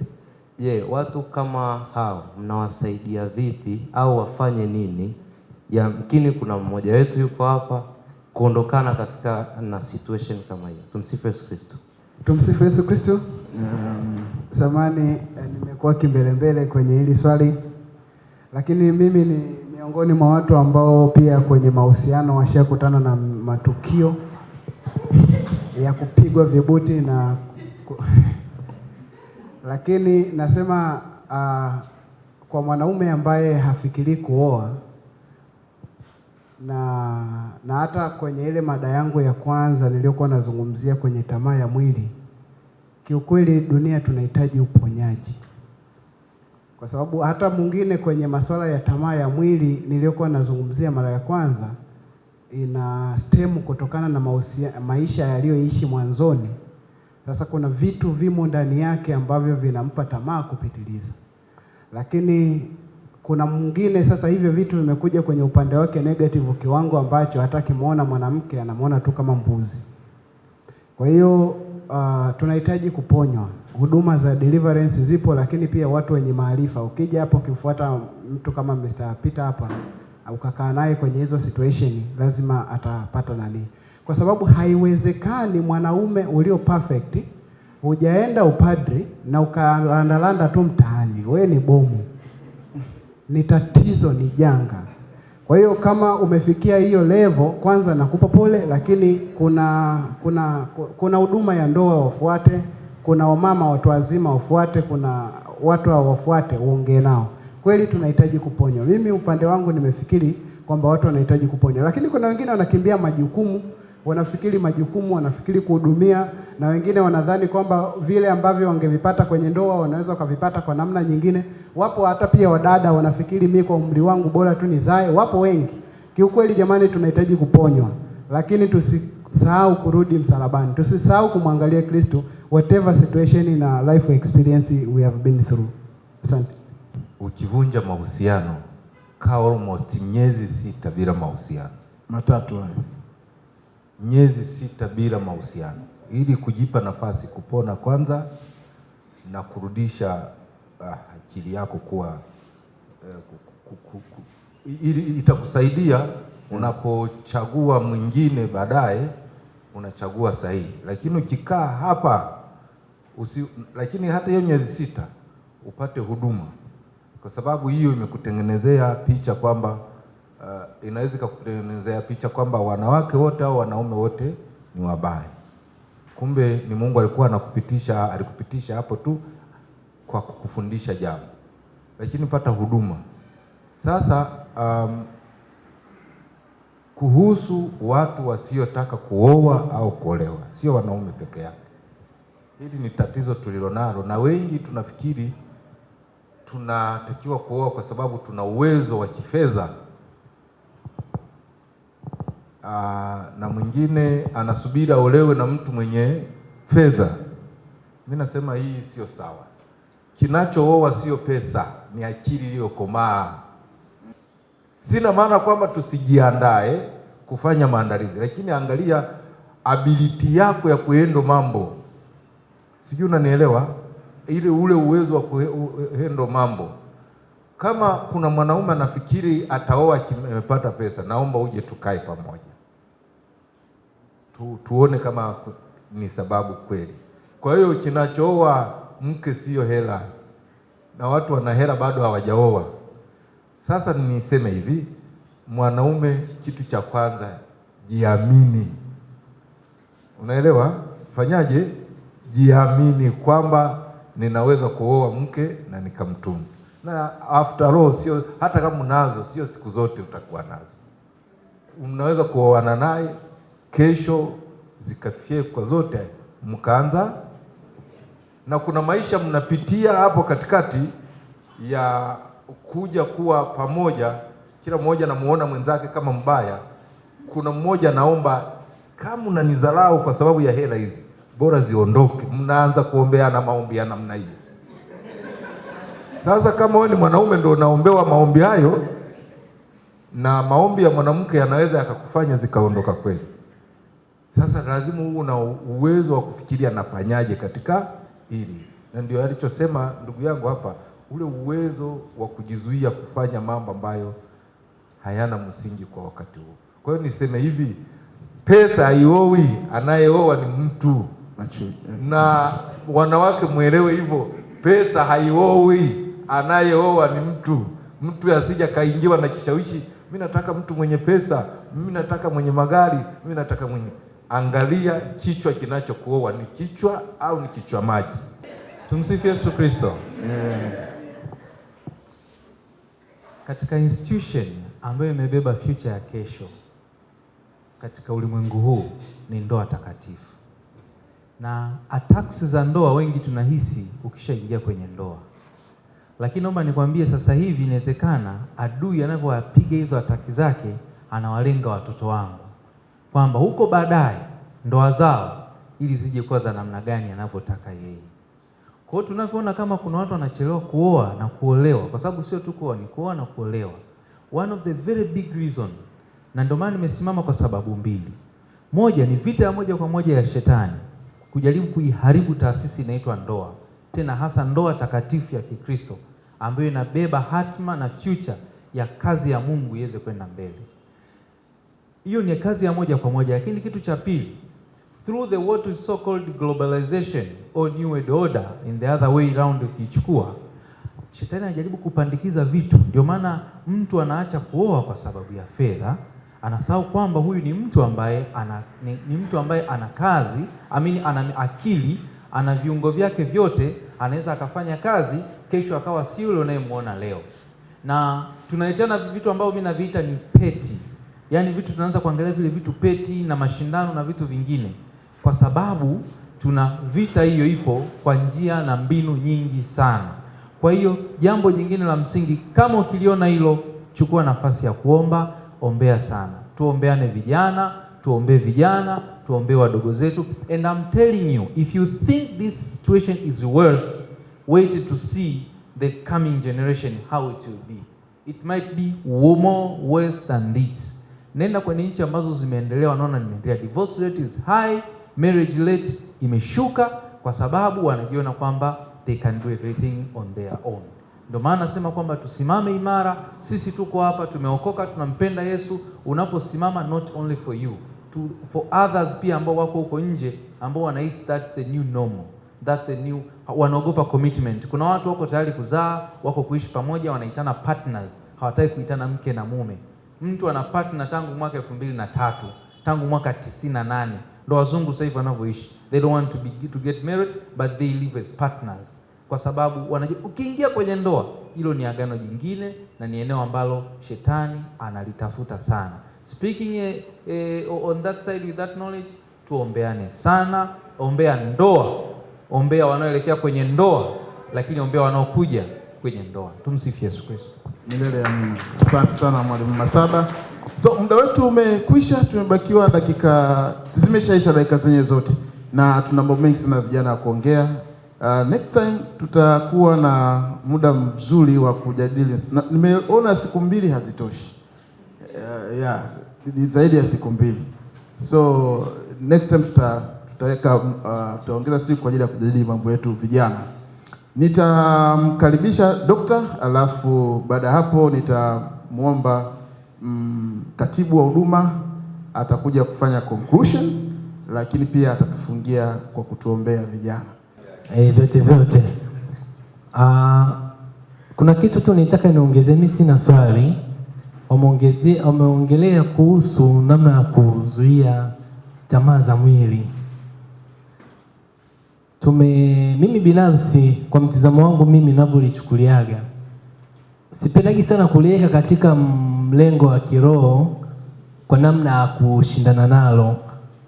Naweza nikashindana na tamaa za mwili wakati niko nomo kabisa, siko katika hiyo situation, then pale ndo naweza nikasema labda ngoja niombe, nitoe sadaka, Mungu anisaidie. Lakini wakati ile situation inapokuwa imesha kufikia, trust me, ni ngumu kuanza kusema ngoja nianze kuomba. Akili kwanza inakuwa imeshahama, iko katika vitu vingine. Na mimi binafsi namna ninavyochukuliaga, kuna amesema standards, na mimi niliweka standards zangu na zimeweki kwa kiasi kikubwa. Tukikaa mtaani, vijana wanaweza wakasema ni ngumu kuishi, hauna mahusiano, ni ngumu kuishi, haufanyi seksi. Kwanza unakuona kama una changamoto, hauko sawa, hauko nomo, kitu ambacho si kweli.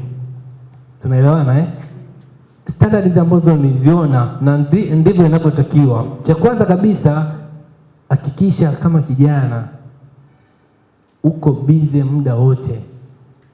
Sijasema bize ukae muda wote uko ofisini, si unafanya nini, hapana.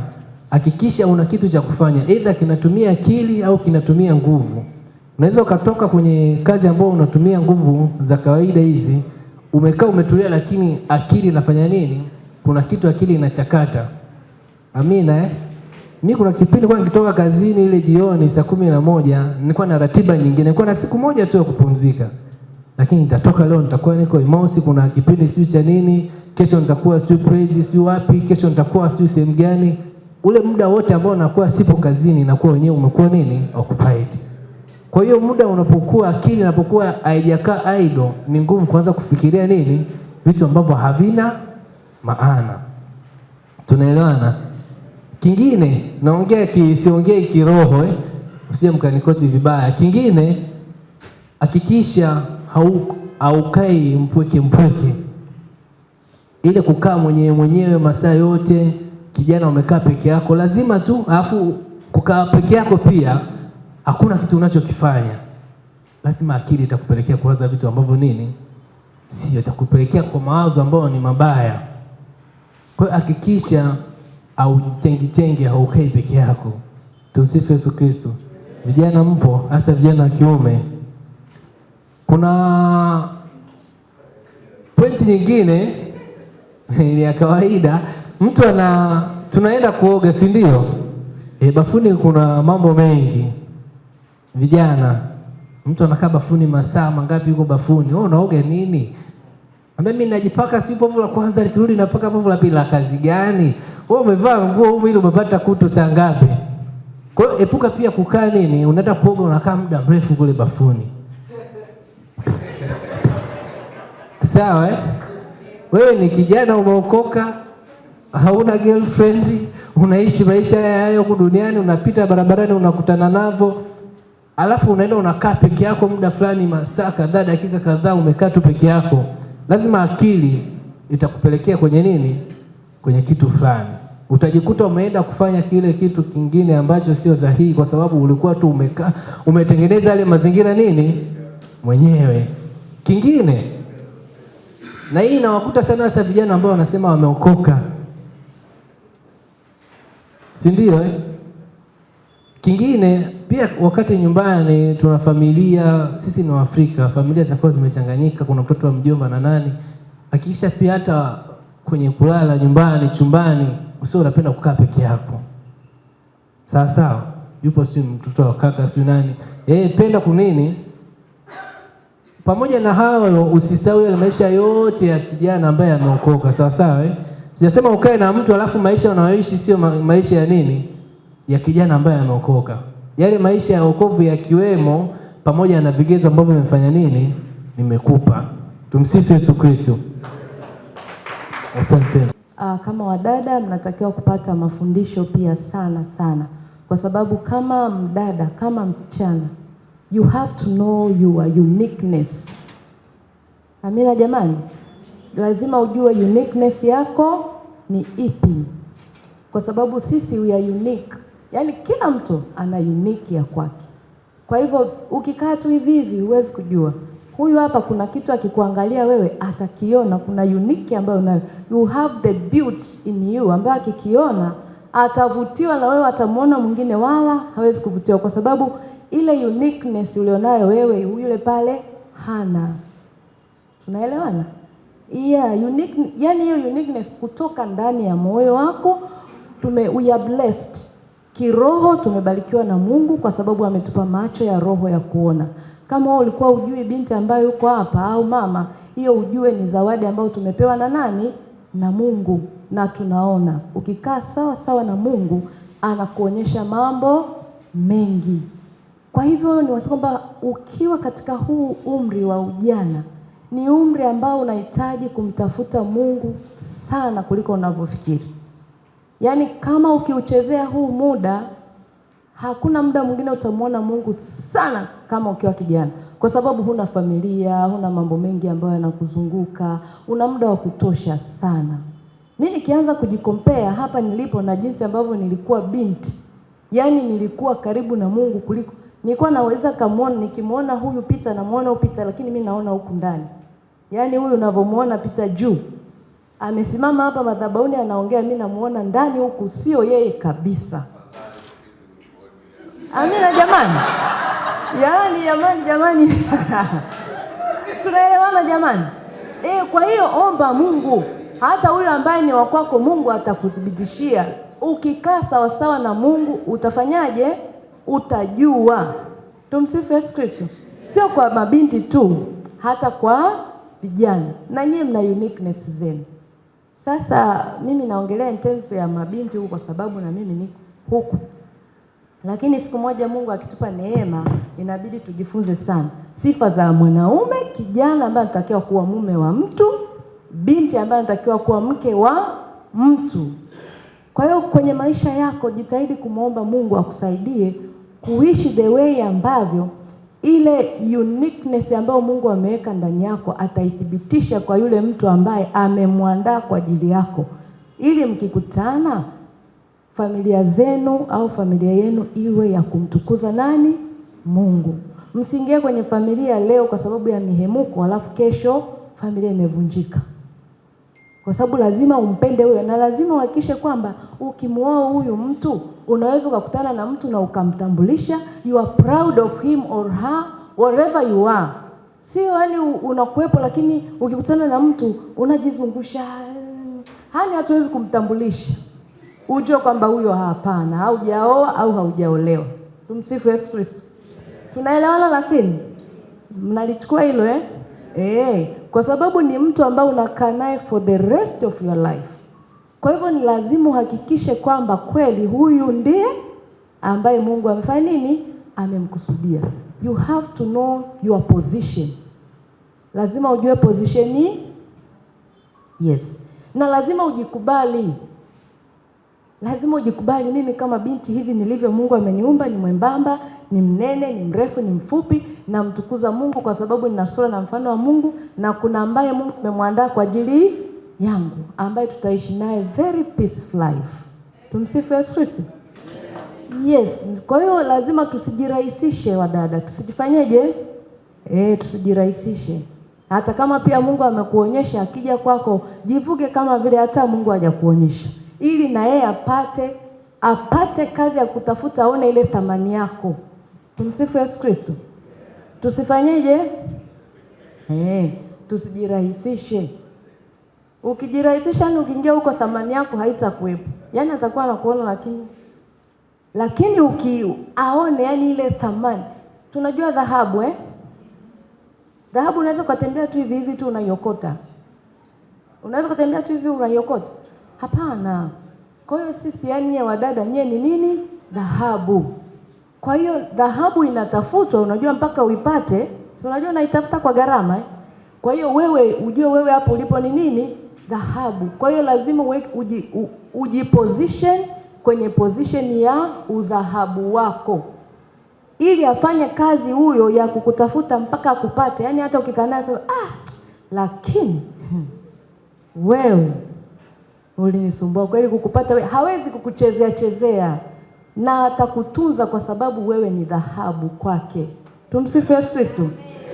Tumsifu Yesu Kristo. Take that one. Weka hicho kwenye nini? Siku Mungu akitupa neema tutakaa dada, tutaongea vizuri sana. Hawa msiwaone hivi tu hawa vijana hao. Namshukuru Mungu waliongea kitu fulani kaka pale. Kaka Amani hapa. Siku moja nitawapa ushuhuda nikiwa na nyie kama mabinti. Nitawapa kitu alichokiongea ni kitu kikubwa, na ndivyo kilivyo. Yaani mwanaume akija kwako alafu akakwambia ukajirahisisha, akitoka hapo yani hauna thamani kabisa kwake. Na mimi hiki kitu nilikisikia kwa masikio yangu wakiwa wamekaa wanaongea nikiwa bado binti mdogo sana, kama darasa la 6 I think. Yaani niko chumbani kwangu, nje kuna vijana wanapiga story sasa. Halafu wao walikuwa wanapenda mabinti sana, kutongoza mabinti. Halafu kuna mmoja, mimi kwa sababu nilikuwa mdogo enzi hizo, kuna siku moja akanipa kibarua bwana. Kaniambia mpelekee binti fulani yule. Sasa mimi nikapeleka. Halafu huyo binti akawa anapita huyo ambaye huwa ndio huyo mpenzi wake, akaanza kumsema kwa wale wengine, mnamwona yule binti bwana anatembea pale, mwa jinsi alivyo, hana thamani kabisa yani. Nyie kama mnataka na nyie jaribuni. Yani ukienda tu. Alafu akitoka hapo nikamwona kesho yake yuko naye anapiga nini. Sasa huyu binti maskini haelewi. Umeona? Haelewi. Ndivyo hivyo hawa wanaume walivyo. Tumsifu Kristo. Tumsifu Kristo. Mnaelewa lakini? Ndivyo? Sasa wewe kama umejirahisisha, usijirahisishe. Akiwa pembeni anakuona yani hauna thamani kabisa. Lakini ukiwa na msimamo, hakika kila mtu atakuwa anakutafuta. Ndio maana nimekwambia unakuwa dhahabu. Kwa sababu akienda hivi hakuna ambaye amekugusa. Kila kienda kwa ni mgumu. Huyo ndio mke wa kuoa. Utasikia huyo ndio mke wa sasa sisi ni wake au ni kila mtu aweke alama ya kuuliza. Lakini Mungu wetu ni wa neema, Mungu wetu ni wa upendo. Mungu wetu yani ukienda kwake japokuwa hata dhambi zako ni nyekundu kama damu, anakutakasa na kufanya kuwa safi kama nini? Theluji. Kwa hiyo kama kuna mahali tulikosea, tukawa tumeenda ndivyo sivyo, tukapoteza thamani, Mungu wetu ni mwaminifu sana. Anarudisha kile kilichofanyaje? Kile kilichopotea. Mungu anakirudisha. Kwa hiyo sasa from now onwards, kaa kwenye position kwamba umombe Mungu akusaidie. Omba toba, ni kipindi cha toba. Kama ulienda kinyume, mkaingia kwenye mahusiano mpaka ya kimwili, yakapelekea ile thamani yako ikaondoka, yakapelekea lile kusudi Mungu alilokuwa ameliweka ndani yako likapotea, ukaumia, ukafanya nini? Mwambie Mungu, rejesha tena kile kilichofanyaje? Kilichopotea. Tukiwa dada tutajifunza, kuna kitu kimoja ambacho siwezi kuongea hapa, lakini tutajifunza siku moja Mungu akitupa neema, ambacho hawa wanakitaka sana hawa vijana hawa. Lakini Mungu azidi kuwabariki na kuwalinda. Awasaidie na nawaombea Mungu awape waume na wake wema. Wenye sifa za kuwa waume au wake wema. Cha kwanza lakini ni kumpenda nani? Na kumtii nani? Mwanamke ukimtii Mungu utamtii mume tu. Yani no matter what. Mwanaume ukimpenda Mungu sawa sawa, utampenda pia na mke wako. Na utamthamini na utamheshimu. Tumsifu Yesu Kristo. Na sisi tukikaa sawa sawa na Mungu, ukitaka tu kufanya hata kidhambi fulani, unasikia kabisa Roho Mtakatifu anakushuhudia kwamba hiki kitu sio sahihi, na utakimbia kabisa kutoka hapo. Neno la Mungu linasema umkimbie. Ukimbie nini? Ikimbie yote ukimbie. Na ukiwa sawa sawa na Mungu, mwili hauwezi kuwaka tamaa, utautiisha. Once inapokuja tu unauambia wewe mwili fanya nini? Tulia kwa Bwana. Na ukiendelea na Mungu, ile hali itafanya nini? Napotea. Tumsifu Yesu Kristo. Basi tunamshukuru Mungu na tunawashukuru pia panelisti wetu kwa namna ambavyo wametulisha neno. Jamani, wametushibisha. Tuwapigie makofi mengi sana. Na tuwapigie makofi matatu, nayo ni moja. Barikiwe na Bwana. Na mbinguni pia mfanyeje? Amina. Mungu awabariki sana.